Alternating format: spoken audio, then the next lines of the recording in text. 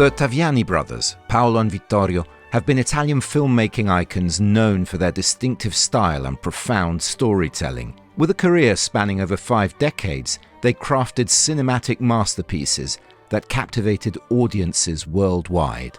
The BFI, in collaboration with Cinecittà, has decided to celebrate them by presenting a retrospective curated by Adrian Wootton OBE. I chose to do the retrospective on the Taviani Brothers because I thought it was well overdue for their work to be more widely seen in the UK. There's a number of their films have been released over the years, of course, but not everything has been released in the UK, and not everything has been shown at film festivals in the UK. So I really felt it was important to show the full range of their work and give the UK public and the audiences in London a chance to see a whole snapshot, really, a picture of their 60-year career. This is not the first time that Adrian Wootton OBE curates a season about an Italian director. In 2018, he did it about Marco Bellocchio. What strikes him about Italian cinema? I'm a great admirer of Italian cinema. I've always loved Italian cinema, and I know we know all the great names of the past of Fellini and Visconti and Pasolini, and contemporary filmmakers like Moretti and Paolo Sorrentino and Alba and Alice Rohrwacher, or we know these names, but I think there are other great names of Italian cinema who've made extraordinary movies, and certainly the UK public isn't as aware of them. So for me, it's a passion to make the audience aware of the full breadth and history of Italian cinema. I'd been a great admirer of Marco Bellocchio for many years. I met him. I've introduced his work on stage at the London Film Festival and other events, Cinema Made in Italy events here, and I felt that he really richly deserved that. And I felt the same way about the Tavianis. I think they're extraordinary artists, extraordinarily great filmmakers who've not only contributed to the breadth, the depth, the wealth and richness of Italian cinema, but have contributed to world cinema.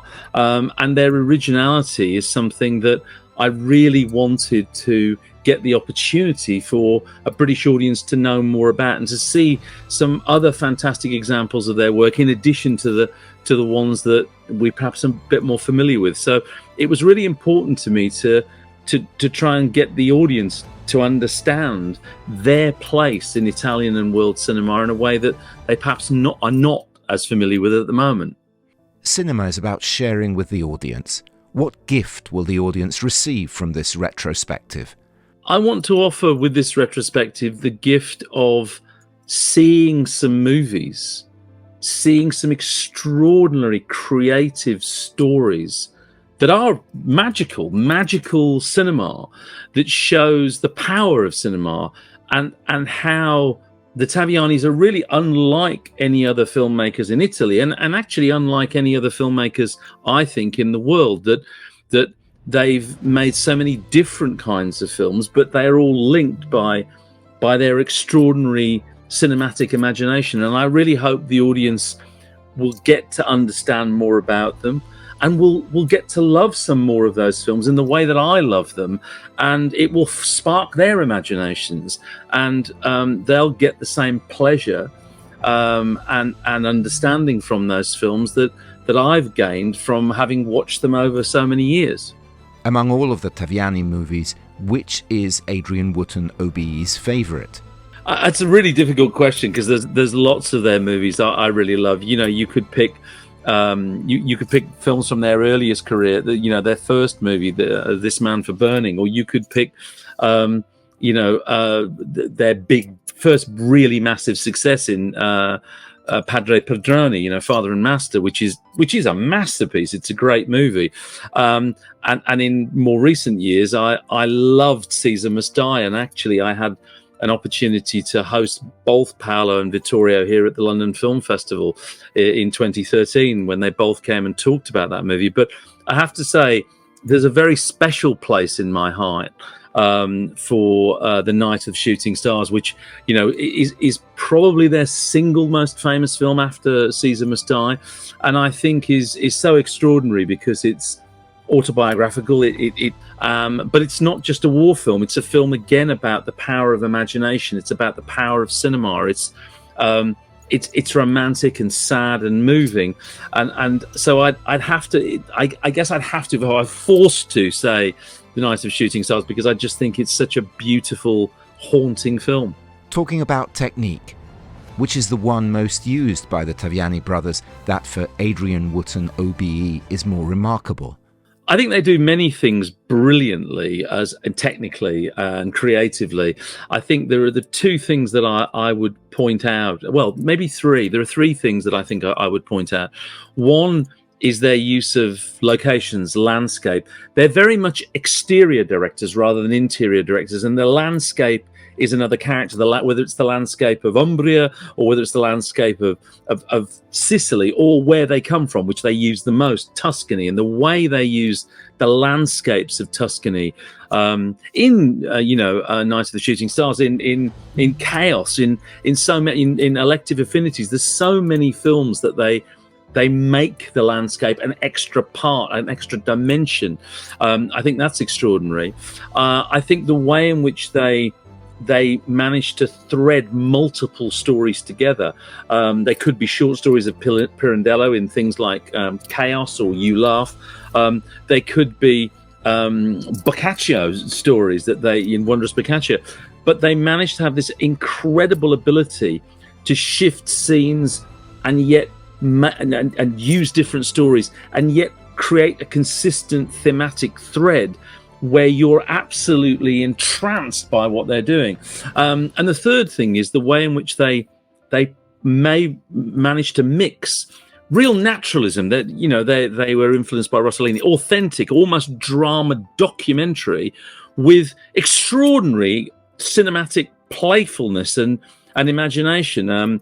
There's a famous scene in Night of the Shooting Stars, which is actually a horrible kind of fight, a sort of massacre by fascists of peasants in a field, and this young girl is watching this, and as she watches it, she dreams that the Roman legions, the Roman soldiers, will come and save her friends from this massacre, and these imaginary soldiers appear, and that's just a classic example of how the Tavianis play with realism and fantasy in the same scene, and it's one of the really brilliant hallmarks of their work. And so for that's just three examples, but three reasons why they're so original and such great imaginative cinema artists.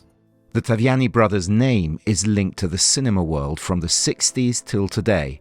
How contemporary are the stories narrated in their films still? Well, I mentioned that in terms of reality, they put a lot of themselves in it. They use reality, they use real stories. Night of the Shooting Stars, I've mentioned, is deeply autobiographical. It's about their early life as children living in their town and living in Pisa, evacuated to Pisa in the war. And they use other real instances. The very most recent film that Paolo Taviani directed, Leonora Addio, is based partly on a Pirandello story, but it's also based on the true story of Pirandello and what happened to his ashes and how he was finally buried in his hometown of Sicily in many years later. So they use real incidents, they use real people, but they also layer that with fantasy and fiction to create a unique and distinctive blend. So you can definitely look at their films and there are real incidents. The Lark Farm is another example about the Armenian genocide by Turkish soldiers during World War I. So they really do use historical reality and fact throughout their work, but they're not making documentaries. They dramatize it, they fictionalize it, they build upon it to make it something more and different and particular to them. I think that their stories, that their narratives, that their themes, their movies are still very, very relevant to contemporary life and society. Unfortunately, we haven't eradicated war and conflict, and that is a universal theme that transcends time periods. And the way in which they depict war and conflict is very realistic, very contemporary, and I think still absolutely has a resonance, whether it's looking at Rainbow: A Private Affair set in World War II, or Night of the Shooting Stars, or The Lark Farm in World War One, or going back to the Napoleonic Wars as they do in films like Allons Finissant or in Elective Affinities. I think they're drawing on literature and the way they use literature. One of the great examples, I mean, they've adapted Tolstoy, they've adapted Goethe, they've adapted Pirandello, they've adapted Boccaccio, but the great example of their adaptation of